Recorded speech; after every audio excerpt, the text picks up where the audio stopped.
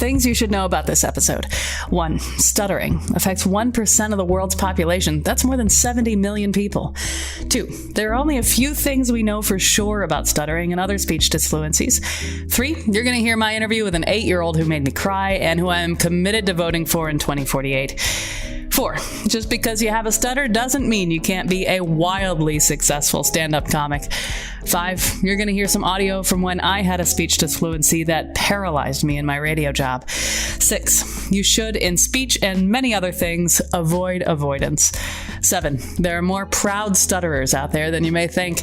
8. Since making this episode, my understanding of stuttering and other speech disfluencies has fundamentally changed, and I think yours might too. I'm Kyone Wolf. That's next on Audacious, right after the news.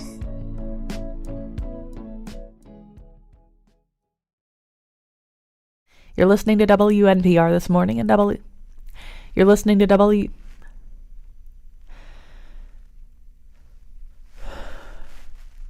You're listening to WNPR this morning and You're listening to WNPR this morning and WNPR HD1 Meriden You're listening to WNP. You're listening to You're listening to WN. You're listening to W.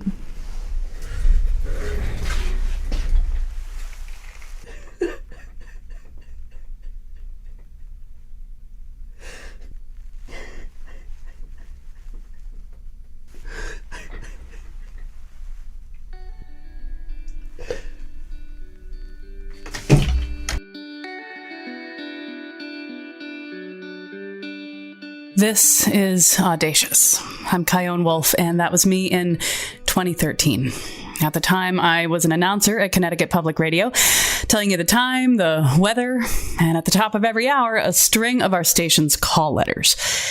And people had opinions about the way I say W.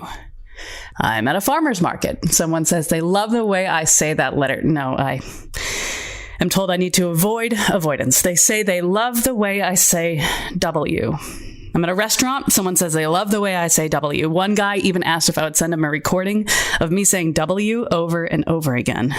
I get tweets, I get Facebook messages, emails full of praise about the way I say W. And that's a little weird, but that's great, right? I mean, praise rocks. But now and then, I get an email, or worse, my boss gets an email from someone saying that they have to turn the radio off every time I say that W, and that I'm saying it wrong. Well, that sucks. And that's confusing. I mean, are they hearing something that I'm not? I'm not trying to say it weird. This is public radio. I'm trying to say it right, correctly. And in the grand scheme of things, what's a W, right? It's just a letter. But I'm a human being, and this is my career, and this input noise becomes paralyzing. It became what you heard in that clip. I've become a radio announcer who cannot say W.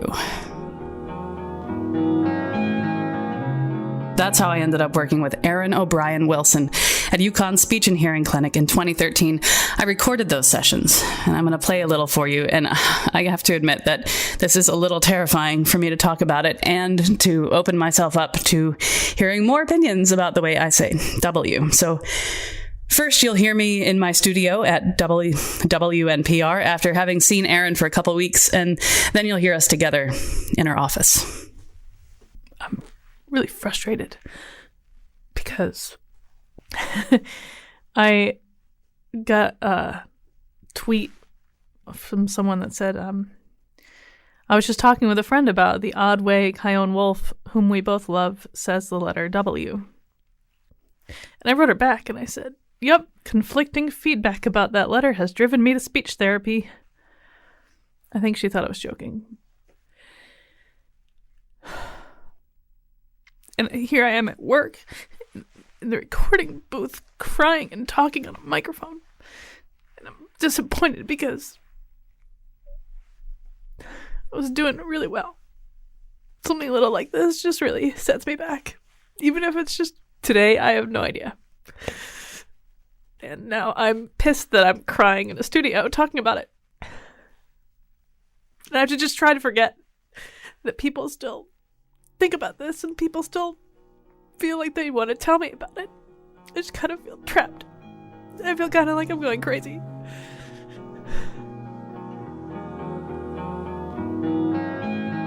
There was one bit of feedback that was different than all the others one time. This guy came up to me and immediately started bringing it up. And you know what? This is driving me crazy. And I told him that I was going to go, I'm getting help. He's like, really? It's that bad? Yeah. And the next day he emailed me a link to the Middletown Eye had written about this with me. Okay.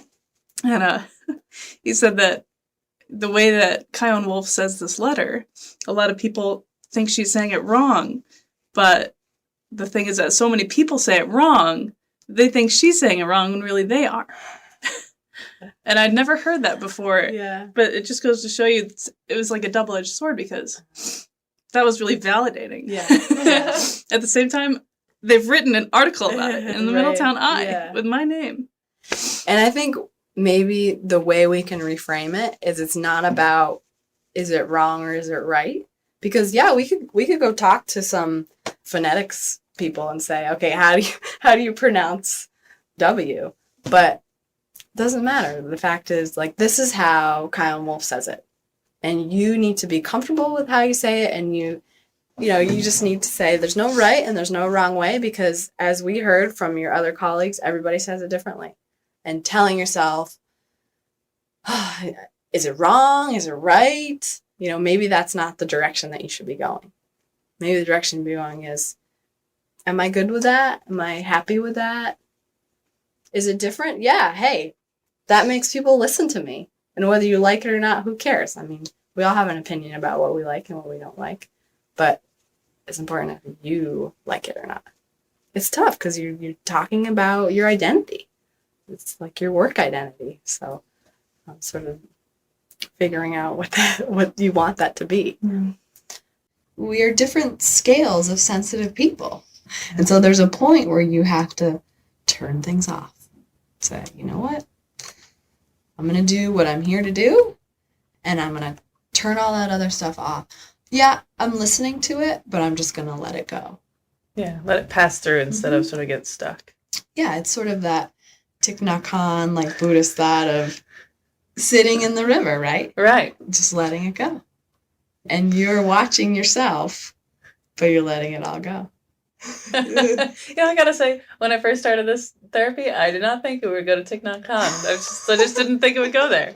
But now it makes perfect sense. Yeah. Eastern thought has some great tidbits that we can take for our own psyche, especially for people that struggle with disfluency stuff, because so much of it is our own perspective on ourselves. Yeah. It is kind of crazy knowing that this, not crazy, but knowing that I never had this problem until this external feedback.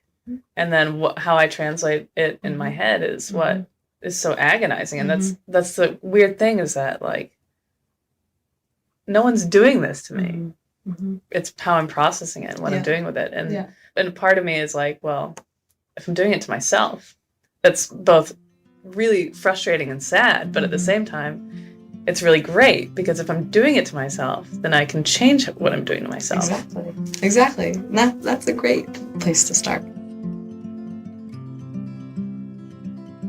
More than anything, I just wanted to not care.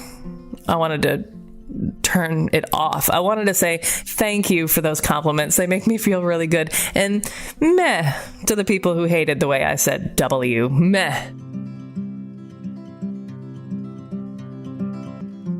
Speech disfluencies are kind of mysterious. They're defined as breaks or disruptions that occur in the flow of speech. Some, like mine, come as a result of powerful, influential, and conflicting feedback. Some come as a result of an injury. Others are based on genetics, neurophysiology, or child development. Because of my experience, I wanted to understand what it's like to live with a speech disfluency that is more common and that, for some people, never goes away. 1% of the world's population, more than 70 million people, have a stutter. That's according to the National Stuttering Association.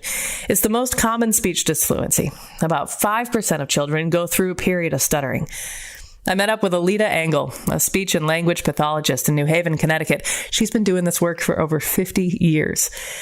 I asked her to give me some ground rules. When we talk about stuttering, what words are the right words to use? There's language, which is understanding what people are saying. It is sentence structure, it's vocabulary, and then there's speech. So stuttering falls under speech. With stuttering, you can have cluttering, and in England they call it stammering. Disfluencies, it's all the same. I have 2 clients right now who clutter. And What does it sound like? Can you do it? Well, I'm not sure if I can do it for you. It's not that easy to change because they're not aware that they're doing it. Where a person who stutters is very aware that they're doing it, and it causes all kinds of issues, emotional issues. My understanding of stuttering is that there's a little that we do know for sure, and there's a lot we don't, and that it's different for every person. It is. So what do we know for sure about stuttering? That it runs in families. That there's more men than women, more boys than girls. That if somebody in your family has had a stutter and they outgrow it, the chances are that you'll outgrow it as well. We know that most stuttering starts 2, 3, 4. 80% of those children outgrow. On their own without help? On their own without help. So what don't we know that would be sort of a holy grail to understand? The cause. We really don't know. Some people respond, like I sell this Speech Easy, which is a thing you put behind your ear, where people hear their voice delayed. And with some people, that can help them become more fluent. And with other people, it does nothing. And they both stutter. So why do we stutter? We still have to say, we don't know. Wow. When should a parent, you mentioned that a Good lot question. of kids Yes. grow out, 80% of kids grow out of this on their own, make it through. When should a parent know, I've got to call Alida? Children need to be seen before they go to kindergarten. So call them if they're 3. Most times, if there's not a lot of anxiety around it, I'll wait it out. I'll keep a checklist of what the parents has told me and make some suggestions and just wait it out. If there's a lot of anxiety, I bring them immediately. But by the time they're 4, for sure, I start doing therapy.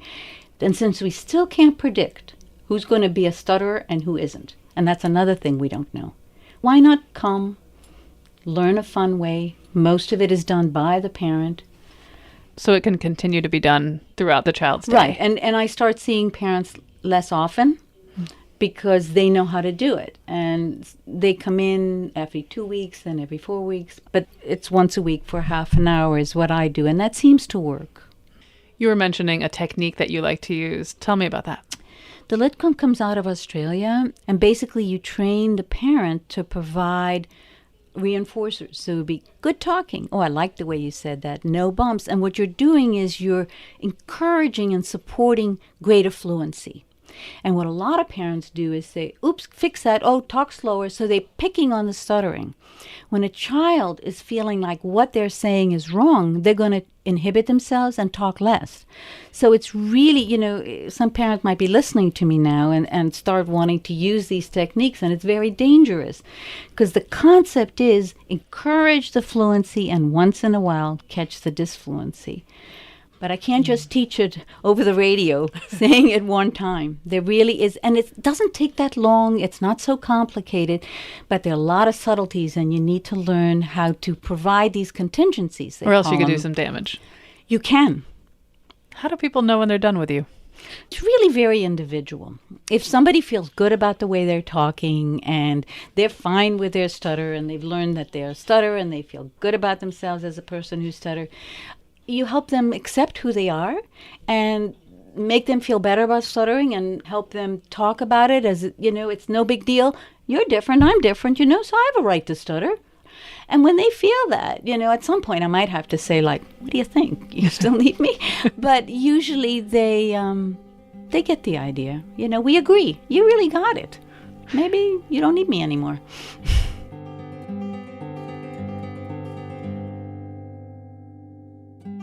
So Alida is walking this tightrope. On the one hand, for the youngest among us, she wants to help them get rid of the stutter. On the other hand, for folks who are older, while she has techniques to smooth out speech, the aim is to find acceptance. That's one wiggly tightrope. Alida suggested I meet one of her patients. Coming up, I'll talk to 8-year-old Ari. It's okay to stutter. You don't have to hide it. at all. And you'll hear from someone who agrees with Ari, a stand-up comic who embraces his stutter. On stage, there's really no other feeling of like complete control, and that's a place where I feel listened to. I'm Chion Wolf. This is Audacious. Stay with me.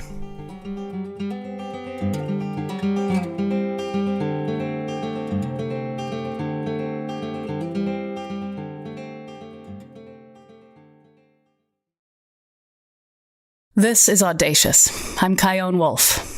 We're talking about stuttering and other speech disfluencies today, and for some people, this is really hard stuff to talk about, literally and figuratively.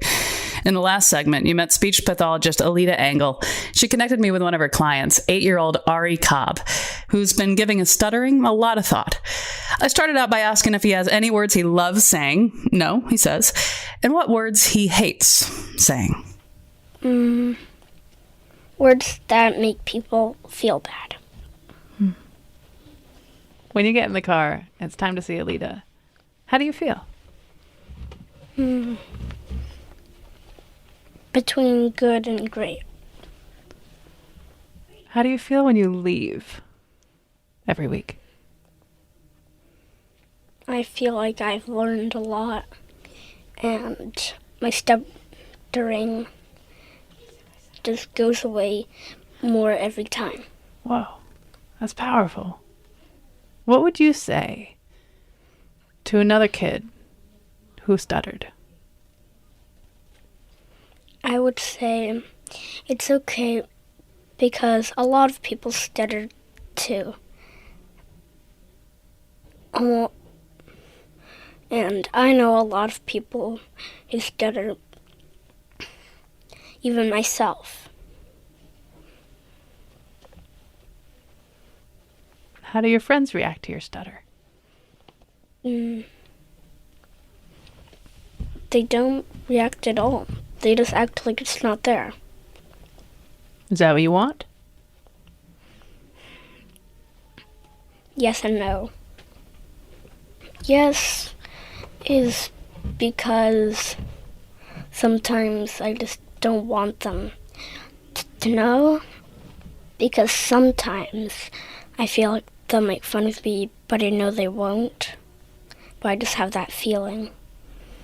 And no is because I just want them to know and tell them that I do stutter instead of them finding out and just making fun of me. If you could stand in front of the whole world and give them a message about what it's like to have a stutter, what do you want them to know, the whole world?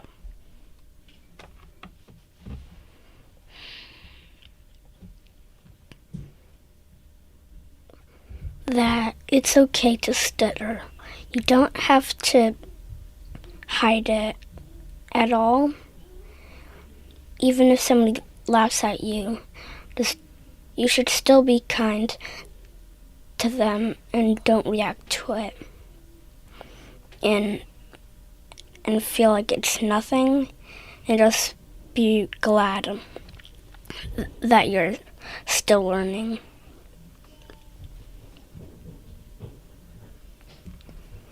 When are you old enough to run for president? You're making me cry. Maybe around 40 and 30. I'm not sure. We'll do some math. We'll figure that. We'll confirm this so we know who to vote for. It's 2048. In 2048, I'll be voting for Ari Cobb. And I think I underestimated him. See, while I was doing research for this episode, I came across a lot of testimonials from people who stuttered that were full of pain and despair. So I figured that if you have a stutter, you're miserable and you're stressed out all the time. And yeah, that is part of it to a degree for some people, but by no means is it everything. At least it's not everything always and forever for everybody who stutters or has an atypical way of speaking. Enter comedian Drew Lynch. Drew's stutter began after an injury. Actually, he can explain it best from the stage. When I was 20, I was playing shortstop on a softball team, and a grounder got hit my way and actually blunted me in the throat, from which I'd fallen and hit my head. And that day, I had a minor vocal contusion with a major concussion. And I went home that day and went to sleep on the concussion, which you are not supposed to do. And then I woke up the next day, and so now I have a career. He's not kidding. Dude comes in second place in America's Got Talent Season 10. And since then, his career has grown and grown. He's performed all over the world. He sold out venues like crazy, and his social media feed is hilarious. But I have to confess, before I heard of Drew, when I'd picture a stand-up comic, I would not picture somebody with a stutter. But that's clearly a lack of my own imagination, so I expanded said imagination by chatting with Drew in between tour dates back in February. I asked him what makes him different. Oh, wow.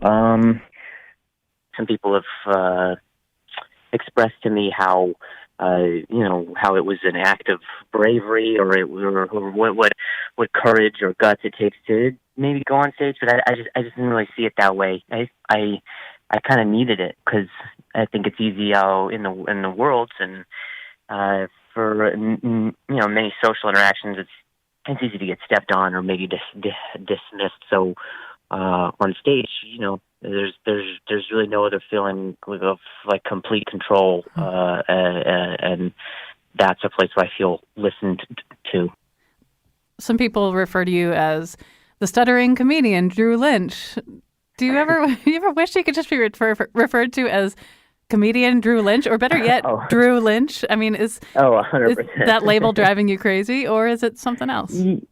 Yeah, I mean, yeah, there's both edges of that sword, because in one way, yeah, there's so much content, there's so many comedians, there's so many inspiring acts and performers, and in a way, it's kind of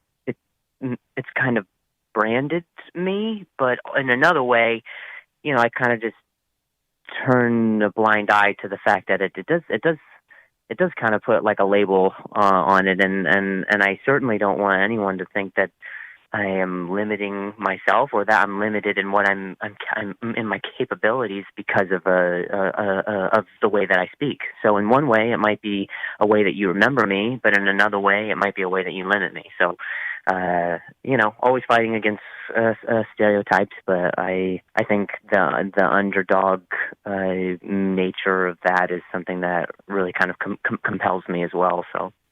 A lot of your fans have a stutter. Most probably don't. But when fans come see you at your shows and they try to meet you afterwards or connect with you somehow, what are they asking? Like, what do they seem to need from you besides an awesome show?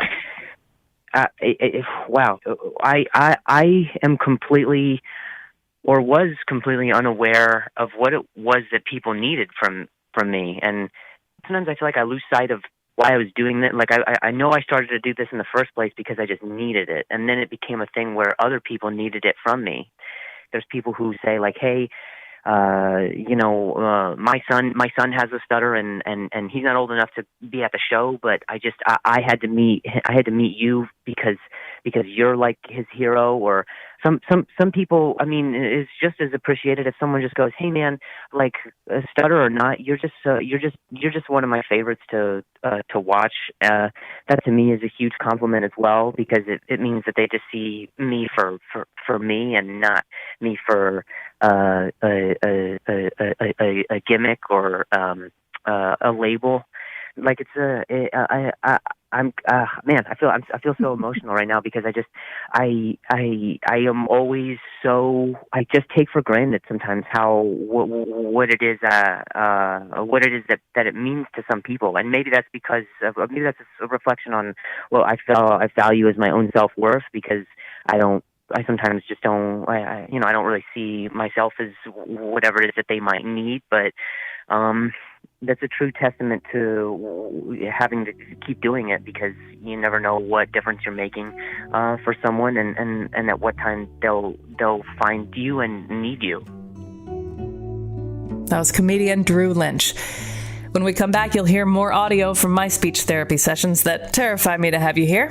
And I'm frustrated when I hear I overcame this stutter. That message says stuttering is wrong. Stuttering is bad. You know, there's nothing wrong with stuttering. Stuttering's okay. Yale PhD candidate and self-described proud stutterer Chris Harshaw on acceptance and finding his own way towards comfortable communication. I'm Kyone Wolf. This is Audacious. Be right back.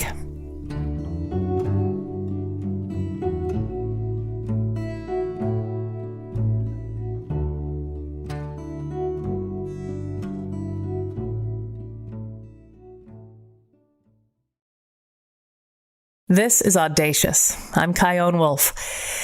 Today we're talking about the wide array of speech disfluencies that human beings have. We've met a speech therapist. We've met an 8-year-old future president who's in speech therapy. We've met a stand-up comic who has a stutter. And we've heard some audio from my struggles with disfluencies. Now, meet Chris Harshaw. He's a PhD candidate at Yale who refers to himself as a proud stutterer. My name's Christopher Harshaw, and I've been stuttering since I was born. I grew up in Texas, and I live in Connecticut now.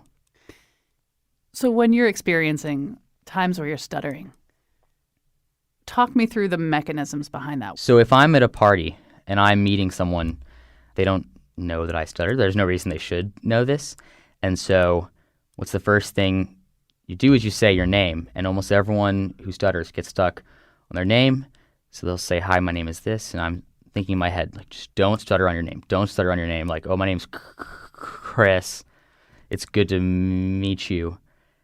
And then I'm wondering, what are they thinking? And you're going to get stuck on the word oftentimes. And you're like bracing yourself to get when that word comes up. I feel that way less a lot now because I'm not wondering what's going to happen when they find out I stutter. I think a lot of times, definitely several years ago before going to therapy, speech therapy as an adult, I was thinking, like, what are they thinking? Do they think that I don't know what I'm saying? Do they think that I'm stupid? Am I taking up their time? There's all these things you're thinking, and that's what's going on when one is stuttering. One's not forgetting. Usually it's the opposite. You know exactly what you want to say, and you're going to get stuck, and that's a feeling it's difficult to describe, I think, to typically fluent speakers. Are there words, or I find it kind of cruel that the word stutter is a difficult word for even fluent speakers to say. It's such a jerk word. Yeah. But are there words or consonant clusters or other than your name that you always find yourself up against? Yeah. Usually B's or P's. So if we're in the going beginning of the word or in the middle of it? Sometimes doesn't matter. In the beginning. I mean, I forget a lot of the very special jargon that's used to describe this, but I think that these like plosives, like B and P, I was just a few hours ago giving some initials, JGB, and to soften, to not get stuck on the last B, I said it as a so P. So the person wrote down P. Is that something that's a result of therapy? Yeah, I think there are some techniques that I'm using that, soften the blow of the plosives, and sometimes that leads them to be what's called unvoiced. Maybe a little bit off here. But has a voice to it. B. P. P is the same sound as without the voice. Huh. So sometimes when you're doing some kind of what's called easy onset, like I saw a bear, like I'm stretching out that B. The other day I ran into a bear, or I saw a tree and I picked a pear, and it's easy to ramp slip into one. it. Yeah. So yeah, I guess there's a couple sounds, B's, P's. I can get stuck on T sometimes, especially there are certain phrases. So if we're sitting down and having a conversation, I might be much more comfortable. I don't feel like there's a time pressure. But when we leave each other and you say, "Have a good day," and you start to turn around and I say, "Thanks you too," it's like, get the word out. You want to get that word out fast. You're leaving. You don't want to have that take long. So that's where I get stuck, really, is the time pressure, I think. What is the worst thing someone can do or say to you as you're stuttering? I think that most people aren't coming from a malicious place. In my adult life, I've had this happen only 2 or 3 times. A real malicious adult says something really malicious. But typically, I think when someone meets me, and I stutter on my name, this happens to everyone who stutters. But I meet someone, I say, hello, my name's Chris. And they go, oh, did you forget your name? Or, oh, why? What's up with that? How'd you... Which I understand they want to be friendly, they're making a fun joke, but I think that they don't know that's how I talk. So my response to that, I think I used to say, oh, it's early in the morning, or oh, I haven't had coffee yet, or oh, I used to just whatever. But now I just say that's how I talk. I have a speech impediment. I have a stutter. That's it. Sometimes it might feel bad as if they just offended me. And yeah, it wasn't super nice to hear, but I wasn't terribly offended. And I want to let them know that. So in the future, if that happens to someone else, that they, have a little more compassion or possibly understand that somebody could have a speech impediment. Yeah. People may have different opinions on this, but I think across the board, most stutterers don't like when someone finishes their words for them. Because if they started on the word, we've decided we're saying it. Like if you avoided it, if you didn't speak at all, that's one thing. But once you want to say the word and you're saying it, I'd rather be able to say it. So sometimes if I'm getting stuck on a word and someone finishes it for me, I might just switch and say a different word. just to, and then say, no, you're right. That's what I was going to say. Just throw it back. When you're stuttering, how much of it for you is your self-consciousness, your sort of preloaded, I know I'm going to screw up on my name, or I know this consonant cluster or whatever is going to mess me up. And how much of it do you think is like a wiring in your head? For me, it's tremendously how I'm feeling about the person I'm speaking with, or so if I feel rushed, I'm ordering, food or drinks or something, there's a big line, I feel very rushed, I'm going to be stuttering a lot. If I'm with friends at a park and we're sitting down and we're relaxed, nothing's going on, there's no rush, I'm very fluent. There is some hard wiring. I am going to stutter sometimes, but that for me is huge. And what that means for me is that when I'm speaking, if I can get to a comfortable place in my head, if I can not worry about what people are thinking, if I can, I don't want to say be calmer, it's not just being calm, then I become very fluent. Then I'm very fluent in those situations. So there is some amount of unavoidableness, but for me, typically it's how comfortable I am in myself. I think that's really it. I hear a lot about people who stutter don't like talking on the phone. Is that true for you? Oh, yeah. Why is that? Well, I should say this. I love talking. I love talking on the phone. I get stuck so much on the phone. And here's why I get stuck on the phone. Maybe this isn't for everyone, but this is why I get stuck on the phone. One of the ways that I'm able to maintain fluency, not that that's the goal. The goal isn't to maintain fluency, but the ways that I'm able to be comfortable with myself and comfortable with my communication, as I look at the listener, the person I'm speaking with, I can read them. That just makes me more comfortable. I see that they're not looking at their watch, or they're not upset, or they're not confused, or they're not all of these things. When you're on the phone, there's no one you're looking at. And sometimes people on the phone are rushed, or you can't hear yourself. Or if I stutter on the phone, like, hey, this is Chris, they'll say, are you breaking up? Are we going through a tunnel? Is there static? Which is completely reasonable for them to think. Then I have to start explaining this, and I'm getting stuck in the phone, so now it sounds like I'm still going under a tunnel. We're stuck. No, I'm fine. This is how I always talk. I've only been hung up on the phone once or twice for this reason, but yeah, it definitely happens. It's tough to read someone on the phone. Now, once you're in that moment, once you're comfortable with that person you're speaking with, it's very fine. But that's really it. So I've recently I was doing an interview with a company, and we were emailing, and they said, we do phone calls, phone interviews, we do Skype interviews, and by the way, so it might be one of these, and by the way, if you have a disability, we're there to accommodate whatever that is. And so for the first time, I thought, do I have a disability? Do I tell them I'd like to talk on Skype because that's what's easier for me? Like, it's very tough. I guess I have a disability. I don't know.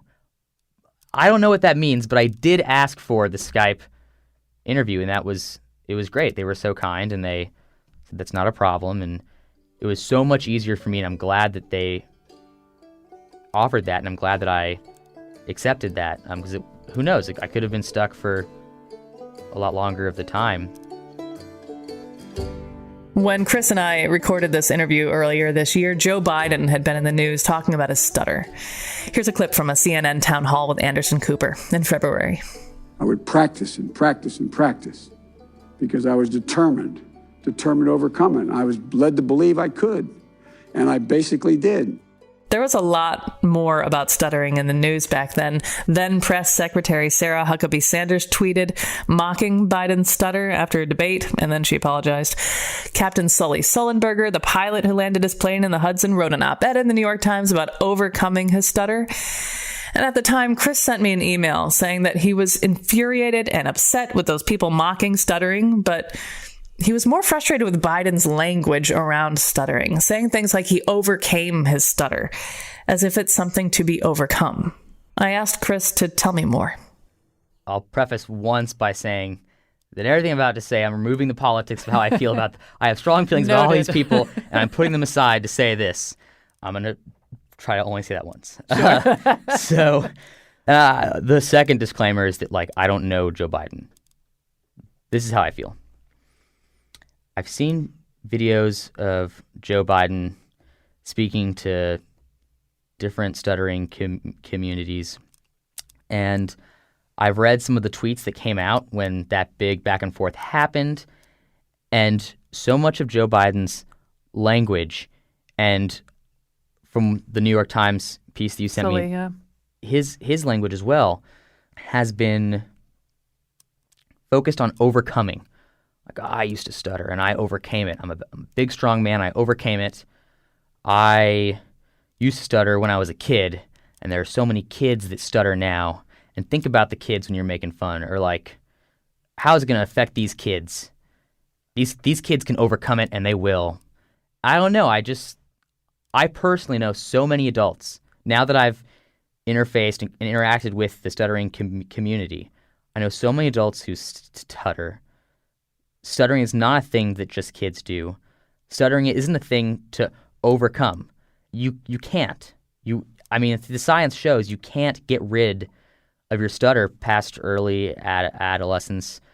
I'm frustrated when I hear I overcame this stutter. I'm frustrated by that because I wonder how many adults there are who hear that message, who are much like I used to be, and a lot of people who stutter are. If they're frustrated with their stutter and they're angry at why can't they be communicating the way typically fluent people, do, and they hear that message says stuttering is wrong. Stuttering is bad. I used to stutter. There's nothing wrong with stuttering. Stuttering's okay. Ironically, that makes you more fluent once you think that. That is ironic. Yeah, it's just a really frustrating thing to hear. I think it's very unfair to characterize it like that. He has such a huge stage. He's literally on stage all the time now. Even in the vice presidency, he was on stage a lot, I'm sure. I wish he could be accepting of his stutter in a public way. And I wish we were all ready for that. And I don't know that we are. Yeah, it's almost like I said two different things. I think people don't care when I stutter. I'm not sure if they wouldn't care if the President of the United States stutters. I don't know. So I get why he might be not wanting to say it, but I think it means so much for so many people who stutter. If people were accepting of their stutters, You also said in your email, you said stuttering is okay. It's something that should be accepted, embraced even, rather than cured. The goal is not precise fluency, but comfortable communication. Tell me more about comfortable communication. How do you define that? How does that feel? How do you know when you've gotten there? I'll tell you what's not comfortable. What's not comfortable is meeting someone and worried that they'll find out that you stutter, or worried that your stuttering is going to stop these people who are ordering behind you in line, or worried that someone doesn't hang up on the phone because they think you're going under a tunnel, or stuff like this. This is what's not comfortable. I was living that way for a long time. I guess that's it's uncomfortable to have to structure your communications around your stutter. That's frustrating. It certainly has a negative impact on how you view yourself. I think that instead it's important to embrace one's stutter and to I'm not stuttering now. I'm just trying to think of a word. I guess it's like it's so much better to not have to worry about those things. You live a better life when you're not trying to hide all the time. And that's true in so many ways. And we all have things about ourselves that we try to hide. When yours is manifested in your speech, you have to confront it. You don't have to, but it's better to be accepting, and comfortable communication is not worrying about how you're speaking and how others are perceiving you. So the sound of comfortable communication could sound exactly like you a year ago, 2 years ago, 3 years ago, but the difference is that you are at ease to the degree to which you can be, because you're a human being, so there's always some tension, but you're at ease as much as you can be. Yeah. It would be fine for me to be stuttering on every other word if I felt fine, if I felt comfortable. I think typically it's not going to happen when I feel comfortable. I'm going to be very fluent, as I am now. But yeah, I think the goal isn't to speak cleanly and crisply in the Crete, in the street. I think I screwed that one up. But that's not the goal. We're so much happier when we don't view that as the goal. So if you think that overcoming and hiding your stutter is success and you must keep hiding it, that's a terrible burden to be bearing. And I don't want that for anyone else. I don't want that for myself. All right, the next questions, the final questions in my Google Doc, I've entitled Big Ass Questions. Perfect. If you could turn it off, would you?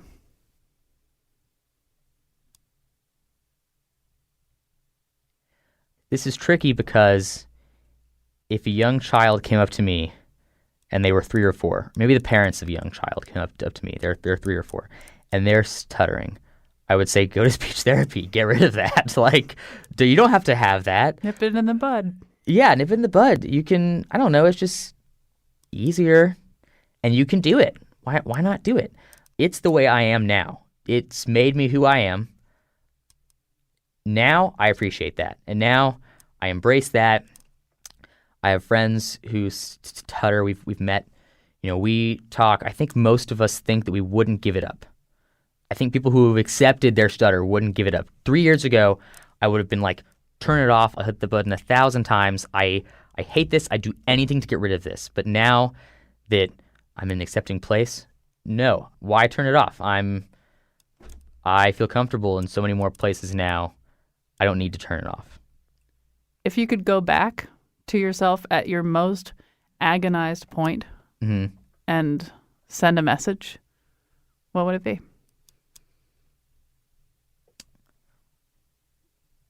Just that it's okay. It's okay to stutter. Tearing up a bit. That it's okay.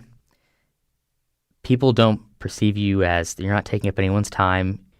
You deserve that time. That time that you think you're taking away from others by stuttering, you're making people wait longer in line. You're making people wait as they are trying to This time you're making them wait. You deserve that time. I'm tearing up. Yeah. That's what I would tell myself. To me, Chris embodies this goal, this life of balance. Aaron, Alida, Ari, Drew, and Chris, all the people you've heard this hour, they're all saying the same thing. At a certain point, people are going to talk the way they're going to talk. And that's okay. I wanted to play you one more clip from my work with Aaron O'Brien Wilson from UConn's Speech and Hearing Clinic back in 2013 when I was struggling with the right way to say W. Here's me trying to get to that point of balance and acceptance. You'll hear me first in her office and then me in my studio at Connecticut Public. I think it is, this psychosocial thing that you're creating. Physically, you're saying it beautifully. Your muscles are doing what your brain is asking your muscles to do. It's just, you're stuck. You're in that block and you can't get over that hump of what comes next.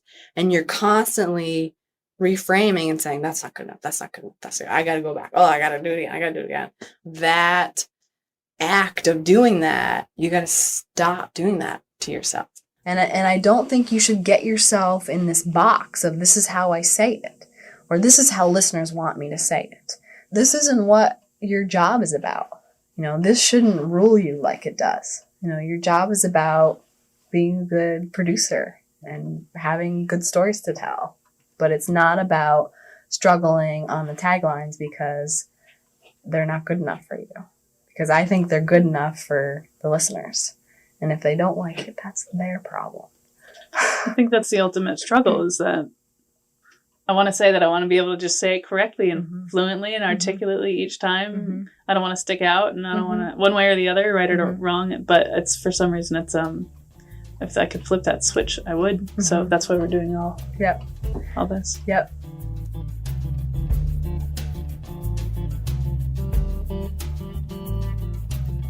I feel like the ultimate goal is to not care. But I do care. I feel like caring helps me get better. I care about the quality of my voice and how it reflects the radio station, and it's important that the radio station sounds good. Part of the advice was to kind of come out and say that I'm working on this. Sometimes I wonder if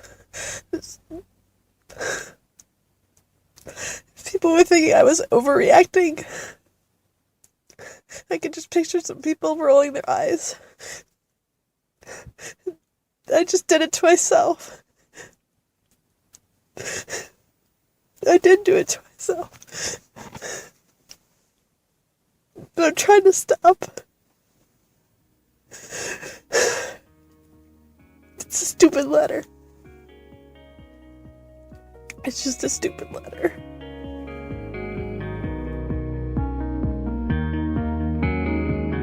I still have anxieties around saying the letter W. I mean, there isn't one time I say W that I'm not thinking about it. But like a lot of people who do make progress with their speech disfluency, now that I've gotten help and learned a lot about speech, I feel gentler on myself. I certainly don't cry anymore about it. Like Chris talked about, I'm finding my own way to be more comfortable in my communication. I did get somewhat off the hook, though. Not too long after my sessions with Aaron, the station WNPR decided to overhaul the way you hear those call letters at the top of the hour, which can include as many as 10 W's per batch. We recorded a bunch of people on the street saying them and made them into a montage. And I gotta tell you, when I hear that montage, it feels so amazing. Everybody says W differently. And even better, nobody seems to be agonizing over the way they say it. It's so beautiful. This is Connecticut Public Radio. WNPR and WNPR HD1 Meriden at 90.5. WPKT and WPKT. Listen to them. So carefree and varied. WEDW FM Stanford at 88.5. WRLI. No one's worried about the way they say W. WECS Willimantic at 90.1. W258 AC Stores at 99.5. And WNPR.org. Audacious is produced by me and Katie Tolarski at WNPR, Connecticut Public Radio in Hartford, and you can subscribe to our show at ctpublic.org/audacious. You can find me on Facebook, Instagram, and Twitter at Kyone Wolf. And if speech disfluencies are a part of your life, I really want to hear your thoughts. My email is cwolf@ctpublic.org. Thanks for listening.